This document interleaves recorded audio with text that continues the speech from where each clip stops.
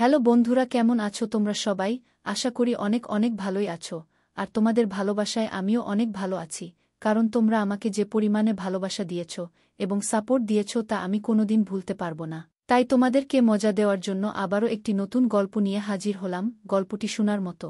আশা করি ভালো লাগবে। কিছুদিন পর থেকে ভাবি আমাকে ছোটখাটো কাজ করতে বলতেন, যেমন তার শাড়ি ঠিক করা, ব্লাউজের স্ট্রিং বাঁধা, নেকলেস পরিয়ে দেওয়া। একদিন তিনি বললেন, আমার নাইটির হুকগুলো ঠিক করে দাও, আমি সাহায্য করতে গেলাম, কিন্তু লক্ষ্য করলাম তিনি আমার প্রতি অদ্ভুত দৃষ্টিতে তাকাচ্ছেন। এতে আমি অস্বস্তি বোধ করতে লাগলাম। আমার নাম তরুণ, বয়স ২৫। আমার বড় ভাই ছিলেন বরাবরই রাগী, ছোটখাটো বিষয়েও তিনি রেগে যেতেন এবং বাবা মায়ের সম্মান করতেন না। ছোট থাকতেই আমি বুঝে গিয়েছিলাম কিভাবে বাবা মায়ের স্নেহ ও ভালোবাসা পেতে হয়। আমি ভাইয়ের মতো ছিলাম না, আমার আচরণ ছিল শান্ত ও নম্র। আমি সবার সাথে কথা বলতাম, যেখানে আমার ভাইয়ের আচরণ ছিল বিরক্তিকর। একদিন সে নিজের বিয়ের জন্য বাড়িতে হট্টগোল শুরু করে। বাবা মা তার বিয়েতে রাজি ছিলেন না, কারণ তিনি তাদের সম্মান করতেন না। মা ভয় পেয়েছিলেন যে ভাই হয়তো তার স্ত্রীকেও সম্মান করবে না, কিন্তু ভাইও মেয়েটিকে ভালোবাসতেন। সেই মেয়ে তার অফিসে কাজ করত। অবশেষে তারা বিয়ে করলেন এবং ভাই তার নতুন স্ত্রীকে নিয়ে আমাদের বাড়িতে আসেন। ধীরে ধীরে ভাইয়ের আচরণের পরিবর্তন আসতে শুরু করল। তিনি সবার সাথে ভালো থাকতে শুরু করেন। আমার স্কুলের পড়াশোনা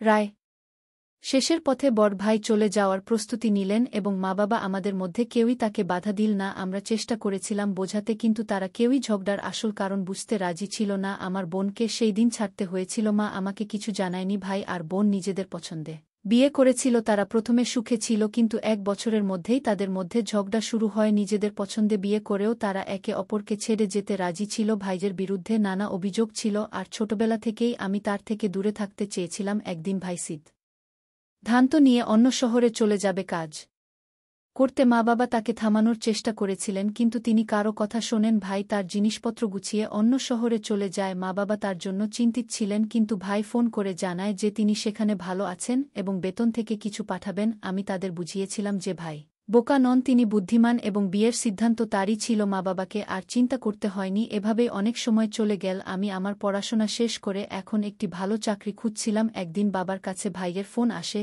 এবং তিনি আমাদের সবার খোঁজখবর নেন। তখনই তিনি জানতে পারলেন যে আমি একটি ভালো চাকরি খুঁজছি। শুনে আমরা সবাই অবাক হয়ে গেলাম। আমি একজন ব্যবসায়ী এবং ভালো অভিজ্ঞতা পেতে একটি ভালো কোম্পানিতে কাজ করতে চাই। একদিন বাবা অনুরোধ করলেন, ভাই আমাকে তার জায়গায় কাজ করতে পাঠানোর কথা বললেন, কারণ তিনি কিছুদিনের জন্য দূরে থাকবেন এবং তার কোম্পানি ব্যবসার কাজে কানাডায় যাবে। ভাই জানালেন তিনি বিয়ে করেছেন এবং তার স্ত্রীকে শহরে একা রেখে যেতে পারবেন। তিনি বললেন, দুঃখিত আমি তোমাকে জানাইনি, কিন্তু আমার বিয়ে হয়েছে মাত্র ১ মাস। তার স্ত্রী খুবই সংস্কৃতিমনা ও সুন্দর। তারা দুজনেই এই শহরের বাসিন্দা এবং খুব খুশিতে একসাথে আছেন। আমার গল্পগুলো তোমরা শুনো, কিন্তু সাবস্ক্রাইব করো না দয়া করে। গল্পগুলো ভালো লাগলে চ্যানেলটি সাবস্ক্রাইব করো। ভাই তার প্রথম স্ত্রীকে ডিভোর্স দিয়ে নতুন মেয়েকে বিয়ে করেছেন। বাবা অনুরোধ করায় ভাই আমাকে তার সাথে পরিচয় করিয়ে দিতে রাজি হলেন। তিনি বললেন, তরুণকে আমার জায়গায় পাঠাতে হবে, এতে সে কাজের অভিজ্ঞতা পাবে এবং আমার স্ত্রীও বাড়িতে একা থাকবে না। আমি এবং তরুণ রেখে কানাডা থেকে ফিরে আসতে পারব।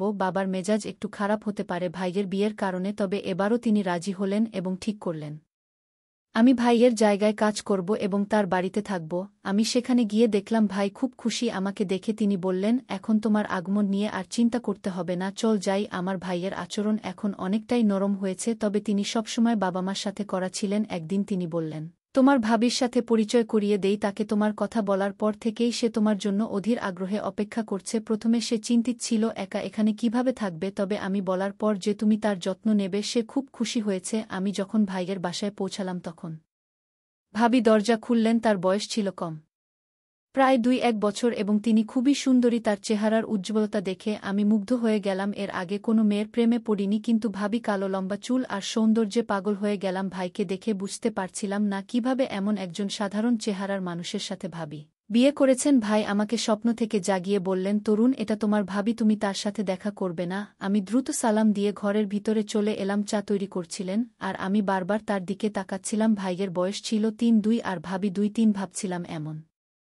সুন্দর একজন মেয়ে কিভাবে এত বড় বয়সের মানুষের সাথে বিয়ে করলেন। তার নাম ছিল কাজল। তিনি জানালেন তিনি আগামীকাল কানাডা চলে যাচ্ছেন। এরপর আমাকে একটি ফাইল দিয়ে বললেন, তোমাকে আমার কাজগুলো করতে হবে, কোনো সমস্যা হলে ফোনে জানিও। আমি কোম্পানির ঠিকানা পাঠিয়েছি, সেখানে গিয়ে সব তথ্য পাবে আমি সব বলে রেখেছি। ভাই কানাডায় যাওয়ার সময় বললেন তোমার ভাবি কিছুদিন আগে সিডি থেকে পড়ে গিয়েছিল এবং এখনও ব্যথায় কষ্ট পাচ্ছে, তাকে ডাক্তারের কাছে নিয়মিত নিয়ে যেতে হবে এবং তার যত্ন নেওয়া তোমার দায়িত্ব। তার মা বাবাও এখানে নেই, তাই তুমি ছাড় আর কেউ নেই, আমি আশ্বাস দিলাম। তুমি চিন্তা করো না, আমি ভাবির যত্ন নেব। ভাই যখন রওনা হলেন আমি এবং কাজল ভাবি একসাথে থেকে খুব কম কথাই বলতাম। আমি ঠিক নিয়ে ভাইয়ের অফিসে গেলাম এবং তার পরিবর্তে কাজে যোগ দিলাম। অফিসে কাজের পরিবেশ ছিল চমৎকার, সহকর্মীদের সাথে ভালো বন্ধুত্ব হয়ে গেল। বাসায় ফিরে ভাবির সাথে খোলামেলা কথা বলতাম। একদিন দেখলাম ভাবি নাইটি পরে খুব সুন্দর লাগছিল, তিনি কফি বানাচ্ছিলেন। আমি নিজেও বানাতে চেয়েছিলাম কিন্তু তিনি আমাকে বাধা দিয়ে বললেন, কোথায় যাচ্ছ?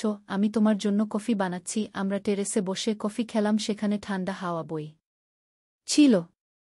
আমি হঠাৎ অস্বস্তি বোধ করছিলাম, তাই তাকে বললাম তুমি বারান্দায় একটু একা থাকো, আমি জরুরি কাজে ব্যস্ত। কিছুক্ষণ পর ভাবি কফি নিয়ে আমার রুমে এলেন। কফি দিতে গিয়ে কিছু কফি আমার জামায় পড়ে গেল। তিনি ভয় পেয়ে আমার জামা পরিষ্কার করতে লাগলেন। তখন আমি একটু অস্বস্তি বোধ করলাম। আমি সরে এসে বললাম, আপনি ঘরে যান, আমি ঠিক আছি। বাথরুমে গিয়ে নিজেকে বুঝালাম যে তিনি আমার ভাবি এবং তার সম্পর্কে ভুল ভাবা ঠিক হবে না। অফিসের ছুটির দিনে আমরা শপিং করতে গেলাম এবং কিছু জামাকাপড় কিনলাম। সেদিন জানলাম ভাবির বয়স 2-1 বছর। তিনি বললেন, তোমার ভাই আমার জীবন বাঁচিয়েছিলেন। তখন থেকেই আমাদের সম্পর্ক তৈরি হয়েছিল। আমি বড় হতে থাকলাম। যদিও আমি একজন এতিম মেয়ে, ছোটবেলা থেকেই চাচাখালার বাড়িতে থেকেছি, কিন্তু তারা আমাকে খুব খারাপ ব্যবহার করত। একসময় তোমার ভাইয়ের সাথে পরিচয় হলো, তার সমর্থন পেয়ে আমরা বিয়ে করার সিদ্ধান্ত নিলাম। আমি জানতাম তার একবার ডিভোর্স হয়েছে, কিন্তু তবুও আমি তাকে পছন্দ করতাম এবং সে আমাকে, তাই বিয়ে করে আমরা সুখী জীবন শুরু করি। আমাদের বিয়ের কথা তোমাদের পরিবারকে জানানো হয়নি, কারণ তারা হয়তো ভাববে তাদের ছেলে একজন এতিম মেয়েকে বিয়ে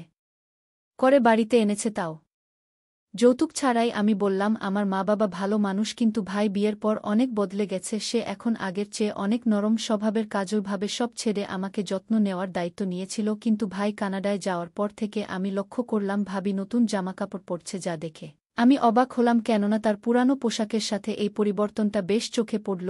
আমি ভাবলাম হয়তো তিনি এসব বিষয়ে খুব একটা পাত্তা দেন না। তার চোখে আমি ছোট ভাইয়ের মতো, তাই সে আমার সামনে আরামে এমন জামাকাপড় পরছে। আমি অফিসের কাজে ব্যস্ত হয়ে পড়লাম।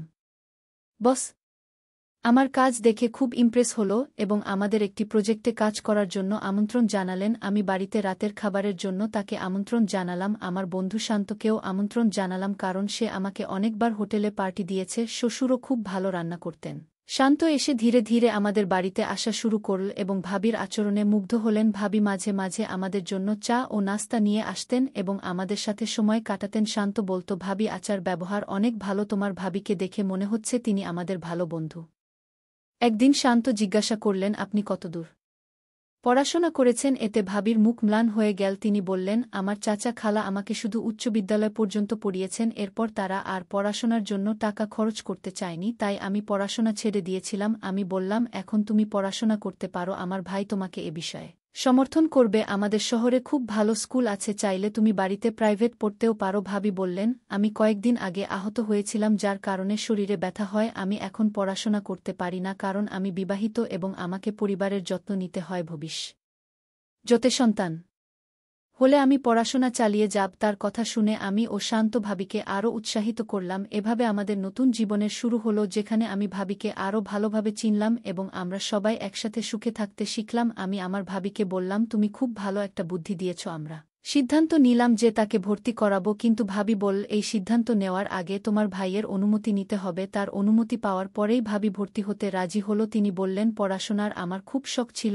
আমি বললাম, সবকিছু আমি সামলে নেব, তোমার চিন্তা করার দরকার নেই। ভাবি মুখে বললেন, কিন্তু আমি স্কুলে গেলে সবাই ঠাট্টা করবে। আমি প্রাইভেট পড়াশোনা করতে চাই, কিন্তু বাসায় বসে পড়লে অনেক কিছুই বুঝতে পারবো না। আমি তাকে আশ্বস্ত করলাম, তুমি চিন্তা করো না, আমি তোমাকে সব বুঝিয়ে দেব। আমি তাকে একটি প্রাইভেট স্কুলে ভর্তি করালাম, যেখানে সে বাসায় বসেই পড়াশোনা করতে। আমার শরীর ঘামে ভিজে গেল এবং আমরা দুজনেই নীরবে বসে রইলাম। আমি দ্রুত নিজেকে সামনে নিয়ে বললাম, আপনি কি কিছু বলতে চান? তিনি কিছুটা বিভ্রান্ত হয়ে বললেন, তুমি আমাকে ভুল বুঝছ। আমি বললাম, আমি কিছুই ভুল বুঝিনি বলেই তার রুম থেকে বেরিয়ে এলাম। কিছুদিন পর আমি অফিসে অসুস্থ বোধ করলাম। হঠাৎ শুনি আমার ভাবি রুম থেকে আমার বন্ধু শান্তের হাসির আওয়াজ ভেসে আসছে। শান্ত বলেছিল সে আজ একটি বিয়েতে যাচ্ছে, কিন্তু সে আমার ভাবির সাথে এখানে কি করছে সেটা আমার কাছে স্পষ্ট ছিল না। আমার কিছু সন্দেহ ছিল, কিন্তু এখন শান্ত আমার সাথে যে বলছে আমি ভাবিনি সে এখানে আসবে। আমি চুপচাপ দাঁড়িয়ে তাদের কথা শুনলাম। তারা আমাকে নিয়ে মজা করছিল। ভাবি বলল, তোমার বন্ধু তরুণ একজন বোকা। আমি কতবার তাকে এটা দেখিয়েছি তার মধ্যে কোনো পুরুষালী গুণ নেই, তাই সে সবসময় আমার কাছ থেকে লুকিয়ে থাকে। তুমি বরং ম্যানলি। শান্ত হেসে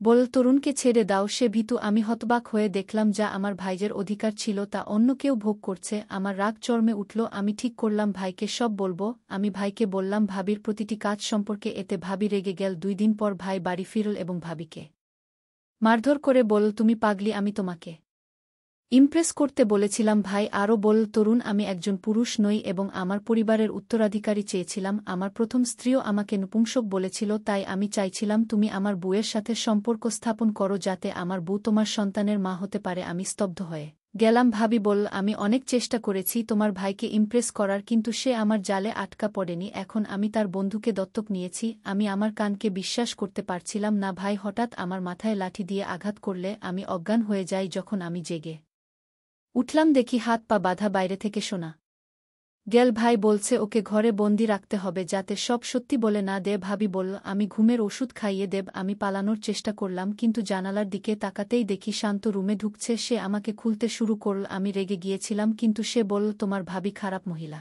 আমি জানতে পেরে তোমার ভাবি আর ভাইও জড়িত, তাই আমি তোমাকে বাঁচাতে এসেছি। আমার হৃদয়ে তার প্রতি ভালোবাসা বেড়ে গেল। আমরা দুজনেই সেখান থেকে পালিয়ে গেলাম। মাঝে মাঝে সত্য বলাই কঠিন হয়ে যায়। আমার বাবা মাকে পুরো ঘটনা জানাতে হয়েছিল। তারা দ্রুত বাড়ি আসতে বললেন। বাড়ি পৌঁছাতেই বাবা আমার ভাইকে ফোন করে বললেন যে তিনি আর তার মুখ দেখতে চান না এবং সম্পত্তি থেকে উচ্ছেদ করছেন। বাবা মা বললেন, তুমি ছোটবেলা থেকে যেদিন আর খারাপ আচরণ করেছ, কিন্তু এমন জঘন্য কাজ করবে ভাবিনি। বাবা মা ভাইয়ের সাথে সব সম্পর্ক ছিন্ন করলেন। ভাই ক্ষমা চেয়েছিল, কিন্তু বাবা মা তা শোনেননি। তারা আমাকে জড়িয়ে ধরে ঈশ্বরকে ধন্যবাদ জানালেন যে আমি নিরাপদে ফিরেছি। বললেন, তুমি এখন কোথাও যাবে না, এখানেই থাকবে আর কাজ করবে। আমি এখন আমার শহরে থাকি এবং কাজ করি। ভাইয়ের সাথে কোনো সম্পর্ক রাখিনি। সে আর আমাদের বাড়িতেও আসে না। তার খারাপ খ্যাতি মুছতে চেয়েছে ছিল, কিন্তু সফল হয়নি। সে তার ছোট ভাইকে আড়ালে রাখার চেষ্টা করেছে, কিন্তু তার স্ত্রী এবং আমার সম্পর্কের কথা কখনো ভাবেনি। কিছু সম্পর্ক এমনই হয়। গল্পটা কেমন লাগলো জানাতে ভুলবে না। আরও মজার মজার রোমান্টিক গল্প শুনতে চাইলে ভিডিওটি লাইক, শেয়ার এবং চ্যানেলটি